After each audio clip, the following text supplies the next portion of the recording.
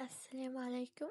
النهاردة هنعمل أسرع وأحلى مكرونة نجرسكو. ممكن تجربوها، مكونات سهلة جدا. هيطلع معاكم أحسن ب100 مرة من الطواجن اللي احنا بنشتريها من برا.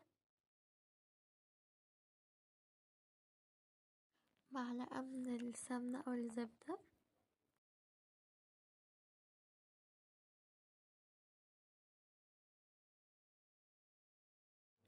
وبعدين ننزل بصدور الفراخ متقطعة شرايح ونشوحها لحد ما لونها يتغير.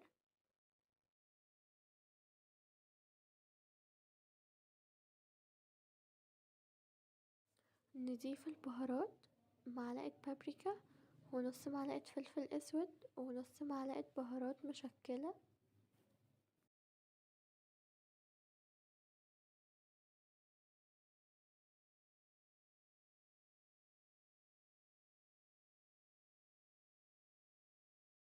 ننزل ببصلة كبيرة متقطعة جوليان ونشوحها مع الفراخ. فصين توم مفروم ومعلقة صغيرة ملح وفلفل احمر واخضر. ممكن تحطي اخضر بس او احمر بس، المتوفر عندك. وبعدين نشوح الخضار مع الفراخ لحد ما تستوي. نعمل بقى المكرونة. معانا مية مغلية ومعلقة كبيرة من الملح، وننزل بكيس مكرونة اسباجيتي. نتركها تستوي 3/4 سوا.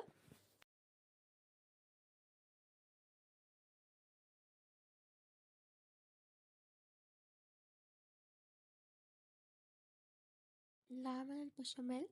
معلقتين كبار سمنة أو زبدة، ننزل عليهم ب3 معالق من الزيت.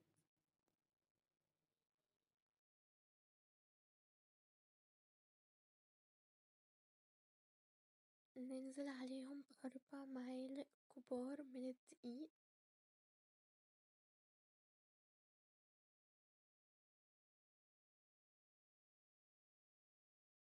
ونقلب الدقيق مع السمنة والزيت لحد ما يبقى بالشكل ده.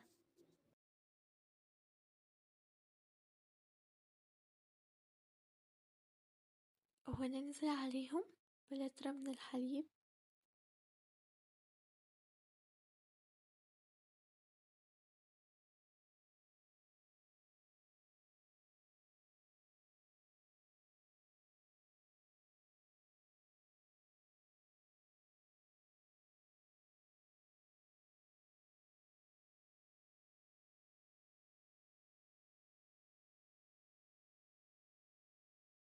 معلقة صغيرة من الملح ونص معلقة فلفل اسود.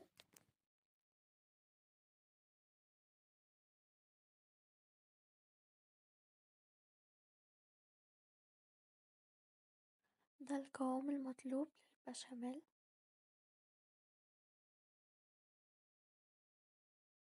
قالب بايركس ندهنه بالزيت.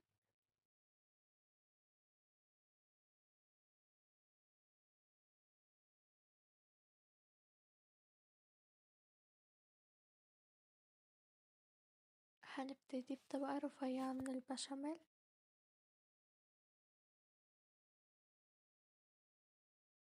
ونزود عليها نص كمية المكرونة،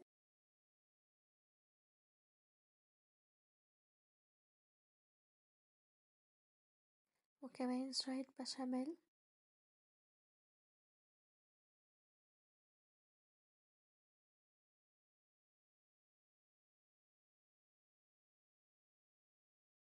ميكس الخضار اللي احنا عملناه.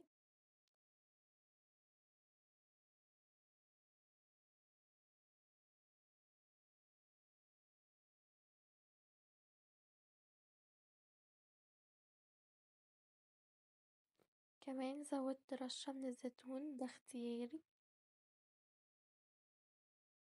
نكمل باقي الطبقات، طبقة من المكرونة وطبقة من البشاميل وجبنة موتزاريلا على الوش. بما ان كل حاجة معايا مستوية، فاحنا هندخلها الفرن لمدة من 20 ل 30 دقيقة على درجة حرارة 200 درجة. ده شكلها بعد ما خرجت من الفرن.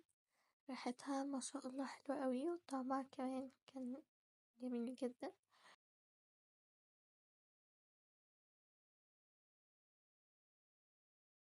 بجد احلى من طواجن بره بمليون مرة. شايفين جوسي؟ لو عجبتكم الوصفة متنسوش تدعموني بلايك وتعليق حلو منكم، وفي امان الله وحفظه، ومع السلامة.